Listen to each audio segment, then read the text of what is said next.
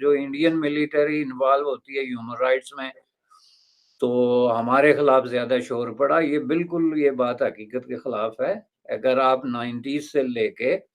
تو Indian newspaper as well as international جو انگریزی نیوز پیپر ہیں جس میں واشنگٹن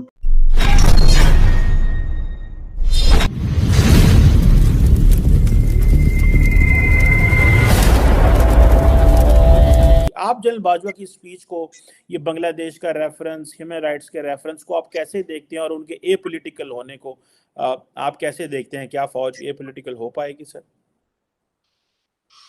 دیکھیں جی، وہ تو اب چونکہ ریٹائرمنٹ سے پہلے ان کی اس طرح کی سپیچز ہیں جس میں کہ ظاہر ہے کہ وہ فیوچر کا جو کورس آف ایونٹ ہے وہ ان کے کنٹرول میں نہیں ہوگا.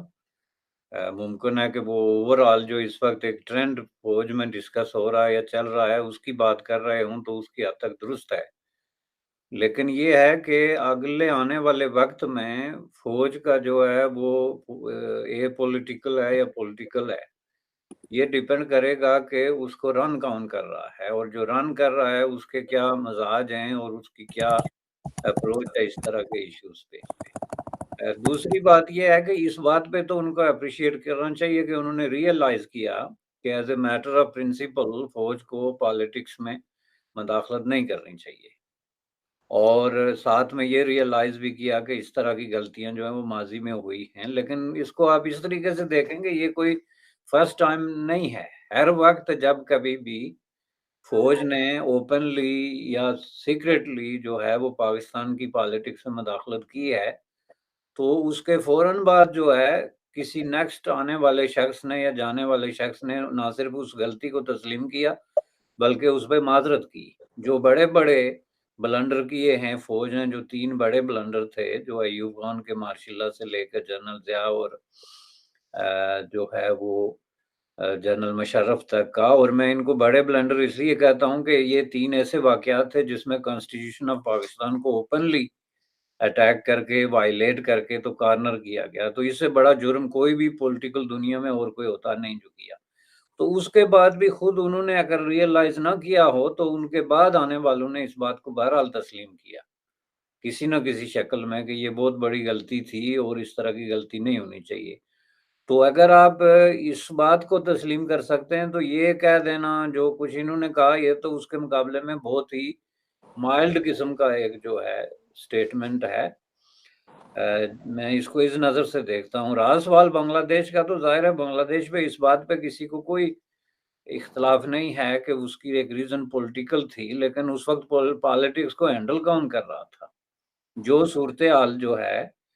بنگلہ دیش میں بنی ہے جا کے 1971 میں جب بنگلہ دیش آزاد ہوا، تو اس سے پہلے کے جو 3-4 سال ہیں ان 3-4 سالوں کے اندر جو کچھ پاکستان میں ہوتا رہا، جس طرح کے حالات اس وقت وہاں پہ موجود تھے، جس طرح کا رجیم اس وقت ان پلیس تھا،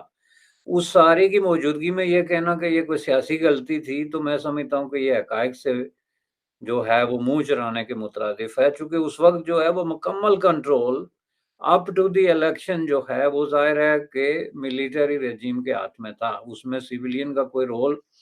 تو تھا نہیں. 1958 سے لے کے 59 60 سے لے کے 70 تک کا یہ سارا عرصہ جو ہے اس میں آپ دیکھیں تو اس میں تو کسی طرح کی گنجائش ہی باقی نہیں بچتی کہ آپ کسی طریقے سے اس کو پولیٹیکل غلطی قرار دیں. آلدو کہ یہ پولیٹیکل پروسیس میں یہ ہوا جس کو ملیٹری ہینڈل اور آپریٹ کر رہی تھی، یہ کوئی پالیٹیشنز کے ہاتھ میں نہیں تھا. تو اس کو اگر آپ پیچھے جا کے دیکھیں ہم سب اس پہ اتفاق کرتے ہیں کہ جو کچھ بنگلہ دیش میں ہوا تھا اس کے ڈیفرنٹ ڈائمنشنز ہیں، لیکن ایک بات طے تھی کہ اس میں فوج کا ایک بہت بڑا عنصر اس بات پہ آلریڈی کلیئر تھا کہ اس کو کسی نہ کسی طریقے سے بنگلہ دیش سے جان چھوڑائی جائے. اب اس پہ جناب یہ کوئی سیکرٹ نہیں ہے، ریپیٹڈلی اس طرح کے ڈاکومنٹس، سٹیٹمنٹس اور لوگوں کی وربل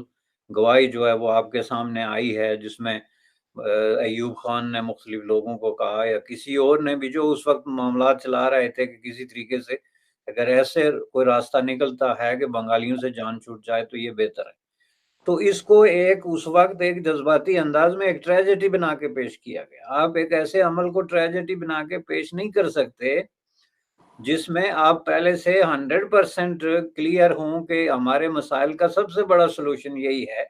کہ بنگلہ دیش جو ہے وہ اپنی جو جیوگرافیکل پراکسیمیٹی اور جو آبادی کے لحاظ سے ہمارے لیے ایک عذاب ہے، اور اس کا علیحدہ ہونا ہی دراصل ہماری ترقی کا ایک راز ہے۔ جب آپ اس بات پہ متفق ہوں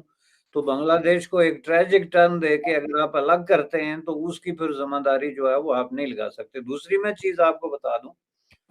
کہ 1956 میں جو ہے ایک رپورٹ آئی تھی یونائٹڈ اسٹیٹ آف امریکہ کی خفیہ ایجنسیوں کی طرف سے، جس کی میں یہ اسسمنٹ تھی کہ آئندہ 3-4 سال میں جو ہے وہ پاکستان میں کیا ہوگا۔ یہ میں 55 سے لے کے بات کر رہا ہوں جب پاکستان نے ابھی 1954 کا ملیٹری پیکٹ سائن کیا تھا یونائٹڈ اسٹیٹ آف امریکہ کے ساتھ، جس کا مطلب یہ تھا کہ اس وقت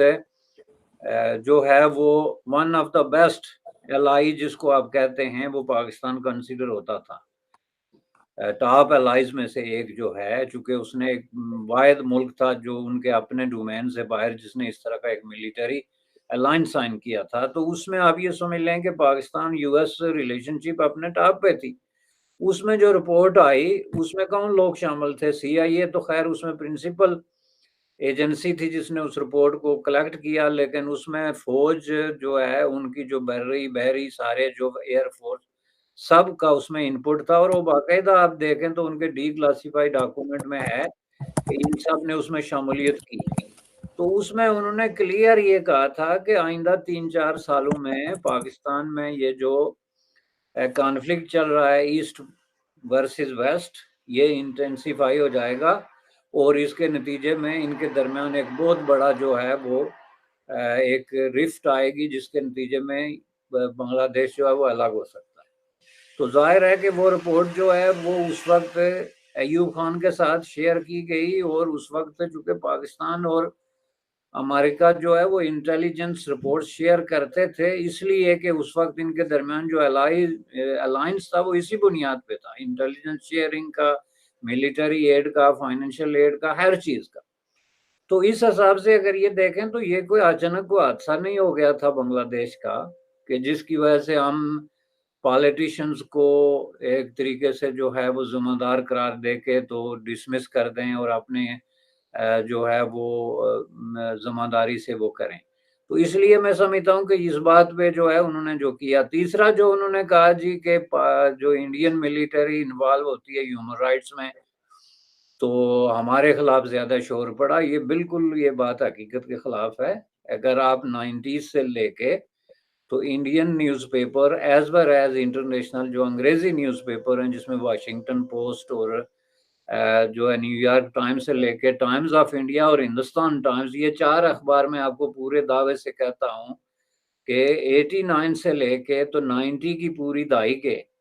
آپ نکال کے دیکھیں تو سب سے زیادہ خبریں جو آپ کو ملیں گی ہیومن رائٹس وائلیشن کے حوالے سے، وہ کشمیر کے حوالے سے انڈین ملیٹری جو آپریشنز یا ریڈز یا جو بھی ان کی وہاں پہ حرکات و سکنات تھی اس کی بنیاد پہ۔ وہ نہ صرف یہ کہ انٹرنیشنلی، میں نے خود انڈین نیوز پیپرز کی بھی آپ کو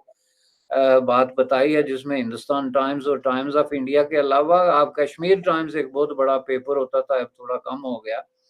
اس کے بھی فائلیں نکال کے دیکھیں تو یہ بات بالکل کمپیریزن نہیں ہے۔ اس کے مقابلے میں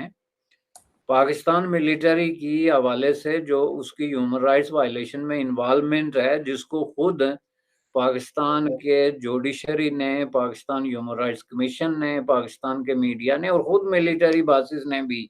تسلیم کیا ہے، اسپیسیفکلی جو بلوچستان کے حوالے سے یا پختونخوا کے حوالے سے ہوئی ہیں، لیکن اس کے بارے میں کتنی رپورٹیں آئی ہیں انٹرنیشنل نیوز پیپرز میں، واشنگٹن پوسٹ میں یا نیو یارک ٹائمز میں یا پاکستان کے کسی انگریزی اخبار فار ایگزامپل ڈان میں یا نیشن میں یا کسی نے اس طریقے سے سرخیاں لگائی ہوں۔ تو یہ بات نہیں ہے، حالانکہ اس میں ہیومن رائٹس وائلیشنز کے حوالے سے آج بھی پاکستان میں یہ جو نمبر 1 سوال ہے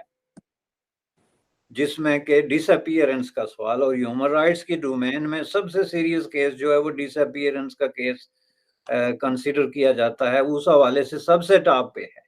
اور یہ کوئی کنٹروورشل نہیں ہے کہ ہم ایک کہہ رہا ہے تو دوسرا تردید کر رہا ہے، سب جانتے ہیں کتنی پیشیاں ہوئی ہیں سپریم کورٹ وغیرہ وغیرہ، تو اس کے حوالے سے کتنا ایک جو ہے وہ میڈیا نے ان کے خلاف لکھا ہے، تو کہتے ہیں کہ جی ہمارے خلاف کوئی ایسی بات نہیں، یہ جو اس معاملے میں بالکل محفوظ رہے ہیں کہ انہوں نے کام بھی سارے کیے، لیکن اس حوالے سے ان کو بہت زیادہ کریٹیسائز نہیں کیا گیا، نہ نیشنل میڈیا میں اور نہ